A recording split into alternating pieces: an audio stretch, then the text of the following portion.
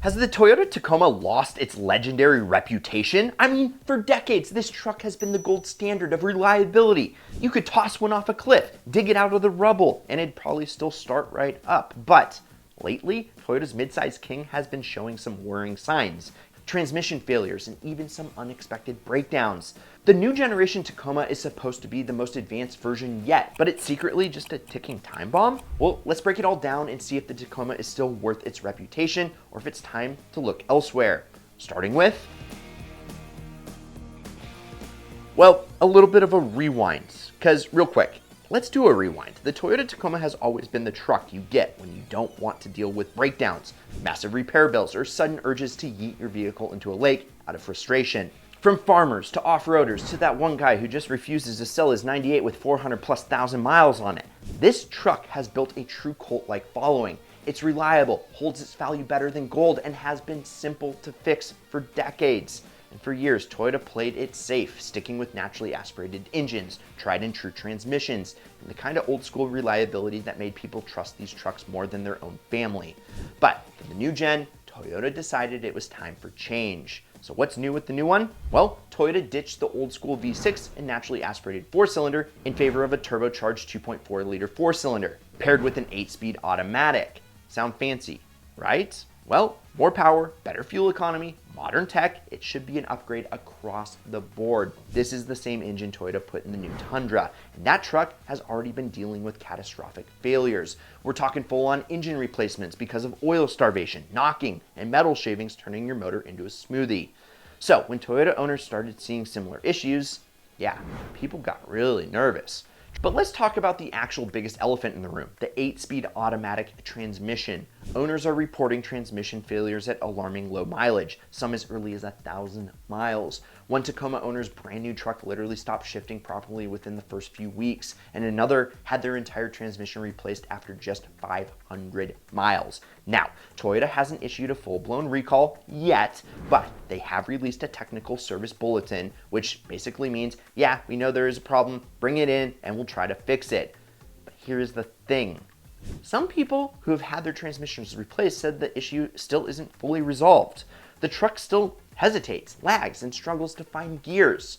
On the Tacoma 4G forums, one owner reported that their brand new truck's transmission started slipping just after 800 miles. The dealership had to order a full replacement, but even after that, they still noticed sluggish shifting. Another owner had an issue where their Tacoma wouldn't shift into reverse at all, leaving them stranded in a parking lot, which is not super convenient, especially when you buy a Toyota product. But the transmission hasn't been the only point of contention on these newer Tacomas. Let's talk about that engine a little bit, because there has been multiple reports of these turbocharged 4-cylinders acting up. Some Tacoma owners have reported misfires, some are getting metal debris in their oil, and others are experiencing random power loss. Now, Toyota has been replacing engines under warranty, which is great, and I applaud them, but it also begs the question, why are these problems happening in the first place? Let's be real. If Toyota is quietly swapping engines this early into a model's life cycle, what's going to happen once these trucks rack up 100,000+ miles? Are we looking at another Tundra 3.5 liter V6 situation where carbon buildup and timing chain issues plague higher mileage trucks? Hopefully not. Meanwhile, Reddit's Tacoma forum has several posts from concerned Tacoma buyers talking about engine misfires and rough idling, with some noticing strange ticking noises that mechanics can't fully diagnose. A few have even done oil analysis tests which have found metal shavings, which, if you know anything about engines, is very bad news. Now, one of the prime pulls of the Tacoma is that it is a serious off-roader. It has always been able to handle everything that you throw at it, but the new generation has already had some eyebrow-raising failures.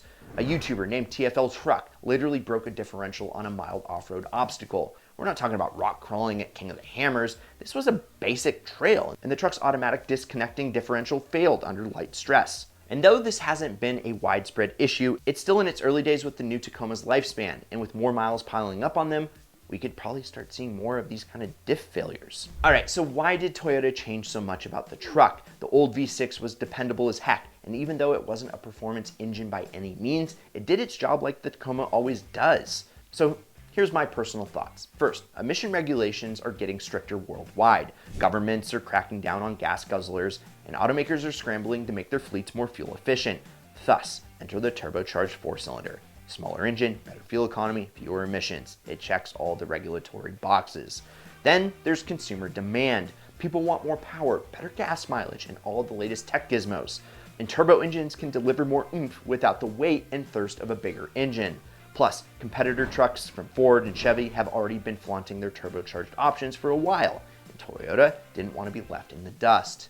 And while Toyota is no stranger to turbocharged engines, I think this one was just unlucky for them. I mean, it has more parts than a naturally aspirated engine, and as a result, more potential problems. Now, before we grab our pitchforks, let's take a stroll down memory lane. Toyota is no stranger to first-year hiccups with their new models. Remember when the 3.5-liter V6 was introduced? Early adopters faced issues like carbon buildup and oil leaks. And the initial rollout of the twin-turbo V6 in the Tundra, yeah, that had its fair share of teething problems too. And luckily, Toyota has a track record of ironing out the kinks. They listen, they tweak, and by the second or third model year, most of the bugs are squashed. So while the new Tacoma's issues are concerning, history suggests that Toyota might just need a bit of time to get things right. And if there are any issues with current models, Toyota almost always makes things right, whether it be the recalls, warranty repairs, or something else.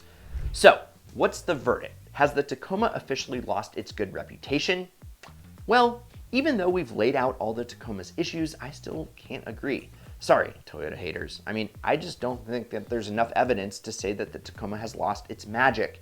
And in reality, not everyone is having issues. Plenty of people are chiming in saying that they've driven their new Tacomas thousands of miles with zero issues. Some even love the new turbo engine, praising its better low-end torque and quicker acceleration over the older V6. And the new Tacoma has a ton of great things about it that aren't related to its running gear. So it's in no way a bad truck. And for those who are really worried, that's totally fine by me. Although some Toyota fans are skipping the new generation and buying a lightly used last-gen Tacoma instead. If buying a used one will ease your mind about possible issues, that's your choice. The reality of the situation is that Toyota is clearly aware of these issues and is working towards fixing them. After this year's models start getting up there in miles, we'll see if those issues have been completely ironed out, or maybe we won't. Only time is going to tell. So now, I ask, what do you think? Are these issues overblown, or are you convinced that Toyota lost its legendary status? And if you enjoyed this car market update, well, make sure that you give it a like, subscribe, and turn on that notification bell, and check out these Ideal vids over here. I'm Brad, this is Ideal. We'll catch you next week, and promise me one thing, keep living the Ideal lifestyle.